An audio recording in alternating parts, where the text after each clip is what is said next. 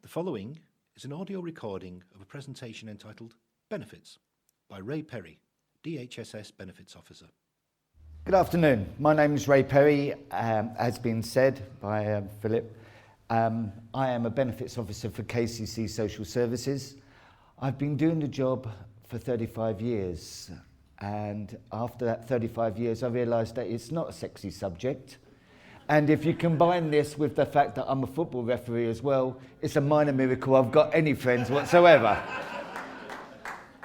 Okay, so what I'm going to do today is just take you through what's happened over the last 5 years as regards benefit system. Okay, the next part is a little bit about universal credit, which is the government's flagship. I'll talk you through that. And then really what the future of welfare system is going to look like. But roughly what's in the two major parties' manifestos about the future. It is a bit doom and gloom, I'm afraid. But I can't do much about that. All I can do is work with what I got. So, what's been happening? 5 years ago, the coalition government announced its intention to make wide-ranging changes to the welfare system, and boy, have they taken that on with relish. Ian Duncan Smith stated that the proposed reforms would incentivise employment for those able to work, limit eligibility for a range of benefits, and to streamline the system in a way that will achieve a sustained reduction in the levels of spending. He's been very successful in the latter two proposals, with the government targeting the social security budget with unprecedented cuts of £22 billion a year. 22 billion. Okay. So how's he gone about this? Well, the first one was the introduction of employment and support allowance. So people on the old incapacity benefits, you remember them, income support, incapacity benefit, SDA, etc. And they're being all reassessed under employment and support allowance, which was introduced in 2008. The test, I hate to be cynical, but it's designed to reduce the number of people who qualify for benefit, and about a third of claimants are found fit for work, and many others are placed incorrectly into what's called the work-related activity group, rather than the support group. An independent review commissioned by the DWP found that the test was impersonal, mechanistic, with poor decision-making and a high rate of appeals. And that's how I spend my day, sorting out the DWP's decisions. One of the other big changes they made was with what's called contributory ESA. This is all based on somebody who's paid national insurance contributions, okay? So it's now time limited to 1 year for most claimants. This particularly affects couples where one's in full-time work. The sick or the disabled person loses their independent income, which was based on their national insurance contributions, and then becomes reliant on their partner, taking away the independence of that person. And the biggie. It's starting to come in, and it's going to affect you all who claim this DLA in the next 2 to 3 years. Personal independence payments, PIP. And it started to replace DLA with a new point scoring assessment, and it's for those of working age. They're not going to bring that in for kids yet, but for anybody of working age, the aim is to reduce the number of people claiming by 500,000. Okay? Don't be frightened by this, because it isn't all bad news. There are ways around it all. Although it's a point scoring basis and it's not a daytime or a nighttime needs, it's based on a point scoring basis, and I've got some fact sheets and we can get by it. All right? Other changes that they've gone into, they've introduced what's called the bedroom tax. Council tax was localised and reduced by 10%. They did away with community care grants and crisis loans, made various changes to the tax credit system, and the level and length of sanctions. Yes, for those people that have been placed in what's called the work-related activity group, you've got to engage with the DWP, otherwise you can lose your money.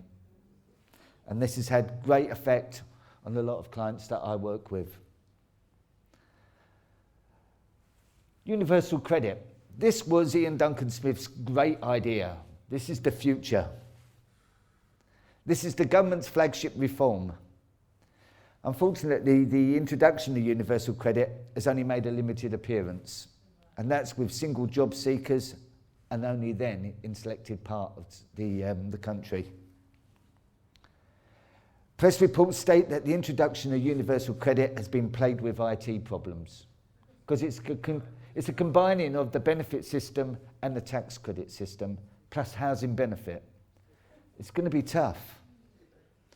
So no one knows when the computer's going to say yes.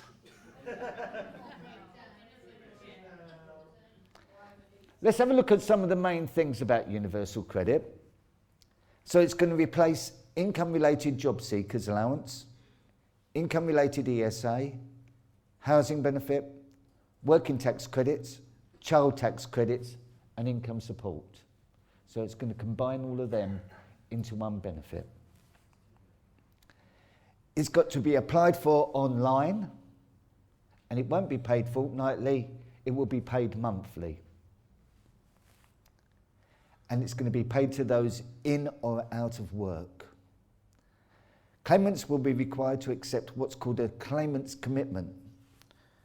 And this new commitment will be tailored to their individual needs, regularly reviewed, and state what a claimant must do in return for benefit, and make them very much aware of what happens to them if they don't meet these responsibilities. Sanctions all the way through. The future of welfare. Well, I wish I could be more optimistic. So what about the next 5 years? So what I did, I had a quite quick look at the manifestos, because it's election time, it's there. So the pressure on social security spending will continue. And the Conservative election manifesto pledges to make a further £12 billion a year cut to the welfare budget. Unbelievable figures. They haven't said yet how they're going to do this, but unofficial reports think they will achieve this by taxing disability benefits like DLA or AA or PIP. They're going to scrap industrial injuries compensation scheme and contribution-based JSA, restrict carers allowance to those not on universal credit, so 40% of people who currently get carers allowance will not be able to do so. And there's going to make restrictions to child benefit, so it's only going to be like for the first 2 children. But these are all unofficial at the moment. But £12 billion of cuts is going to be substantial.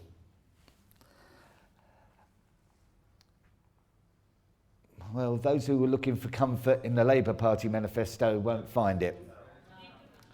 It holds little comfort for sick and disabled people. There are commitments to abolish the bedroom tax, reform the work capability assessment, and review the universal credit programme. But still, they're looking at cuts as well. So it is a bit doom, gloom and despondency. I make occasional posts on Facebook, on the LMBBS page. And Steve Burge, after reading my last post, said that Ray Perry was the Grim Reaper of BBS. I don't know if I'm the Grim Reaper. I'm not always the bearer of the best news in the world. But thank you, Steve, for your comments. Okay, that's all I wanted to say. Just to give you a brief overview, just to say that life is not going to get any easier over the next 5 years, at least. Okay, welfare provision is going to be tough. But get some advice, and hopefully we can get through it all. Okay. Thanks, Ray.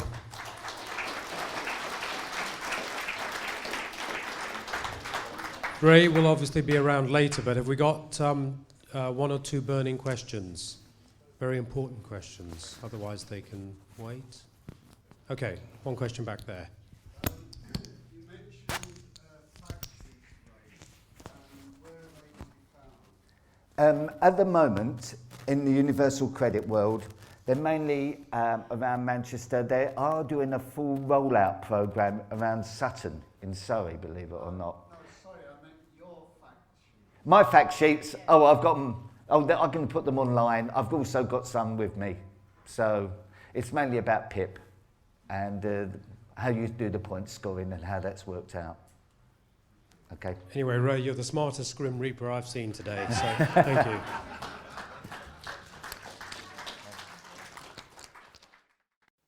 This audio recording was taken live at the LMBB Society Conference in Northamptonshire, 18th of April 2015.